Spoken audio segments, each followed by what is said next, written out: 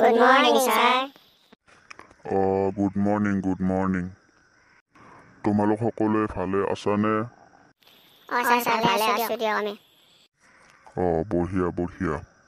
পিছে তোমালোকৰ মাজৰ মিঠু কোন? Sir, মোৰ নামে মিঠু দিয়ক। আচ্ছা, তোমাৰ নাম নেকি মিঠু? পিছে আমাৰ প্ৰিন্সিপাল ছাৰে মোক কৈছে মিঠু, তোমাৰ তাত বোলে বহুত টেলেণ্ট আছে। sir, আপুনি মোক কি টেলেণ্টৰ কথা কৈছে? আপোনাক মই এতিয়া গণিতত কথা কৈ দেখাব পাৰিম। আপুনি মোৰ টেলেণ্ট দেখিলে পাগলা হৈ যাব, sir। হয় নেকি? দে বাৰু দে। ঠিক আছে, আজি আমি তোমাৰ এই টেলেণ্ট চাওঁ, তুমি যিহেতু আমাৰ স্কুলত নতুনকৈ আহিছা, নে কি কৈছ লিয়ত? Okay, sir, হ'ব দিয়ক। মই ৰেডি আছো।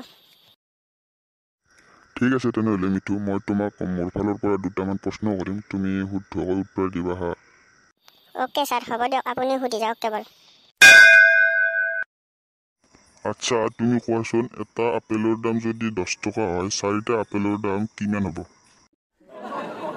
Sir, একদম সহজ প্ৰশ্ন দেখোন। এটা আপেলৰ দাম যদি 10 টকা হয়, 4টা আপেলৰ দাম 30 টকা হ'ব। কি ক'লা মিঠু? 30 টকা কেনেকৈ হ'ব? 40 টকাই হ'ব লাগে। sir, মই কি আজলা চলি নেকি? 40 টকা হ'ব বুলি মই জানো, কিন্তু মই দৰদাম মাৰি কেনে 10 টকা এটা কমাই দিছো। ছাৰে মোক গোটেই ইমান আজলা চলি বুলি ভাবছে না? বাপৰে বাপ। কি ক'লা? মই ইয়াতে তোমাক দৰদাম মাৰিব কোৱা নাই, ডাইৰেক্ট চিধা উত্তৰ দি যাবা। ঠিক আছে বাৰু, যিয়ে নহওক, নেক্সট কুৱেশ্যন সুধিছোঁ। তুমি কোৱা এইবাৰ পানীত থকা 5টা প্ৰাণীৰ নাম কোৱা। sir, পানীত থকা 5টা প্ৰাণীৰ নাম কি জানা? 1 নম্বৰতে হ'ল ভেকুলী, 2 নম্বৰতে হ'ল ভেকুলীৰ মায়াক, 3 নম্বৰতে হ'ল ভেকুলীৰ ভাইটেক, 4 নম্বৰতে হ'ল ভেকুলীৰ বৈনাক, 5 নম্বৰতে হ'ল ভেকুলীৰ কাইকেক। বঢ়িয়া। সঁচাকৈ কিন্তু তোমাৰ তাত বহুত টেলেণ্ট আছে কিন্তু দেই, মানিব লাগিব তোমাক। sir, thank you.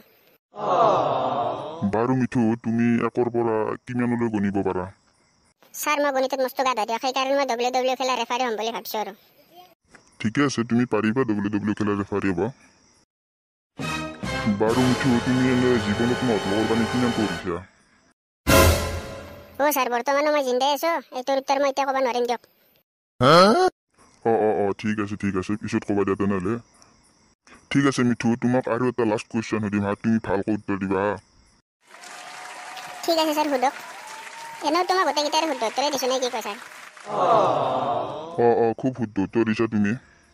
এইবাৰ এইটো কোৱা, তুমি কোৱা মিঠু, 3ৰ পৰা 3 বিয়োগ কৰিলে কিমান থাকিব? ছাৰ, বহুত টান প্ৰশ্ন, এইটো মই নোৱাৰিম দিয়ক। পাৰিবা তুমি, কিন্তু বুজি পোৱা নাই ন মই কি সুধিছোঁ? ছাৰ, বুজি পোৱা নাই, আপুনি বুজাই দিয়ক। আচ্ছা, ঠিক আছে, মই তোমাক বুজাই দি আছোঁ। ধৰি লোৱা তোমাৰ হাতত 3খন পৰঠা আছে, আৰু তোমাৰ হাতৰ পৰা গোটেইকেইখন পৰঠা মই লৈ আহিছোঁ। এতিয়া কোৱা, তোমাৰ হাতত কি থাকিব? সেইটো কথা, বুজিছোঁ। ছাৰ, মোৰ হাতত এতিয়া অকল চব্জিখিনি থাকিব। বাপৰে বাপ মিঠু, তোমাৰ তাত টেলেণ্টৰ কমি নাই দিয়া, তুমি বহুত ওপৰত যাব পাৰিবা।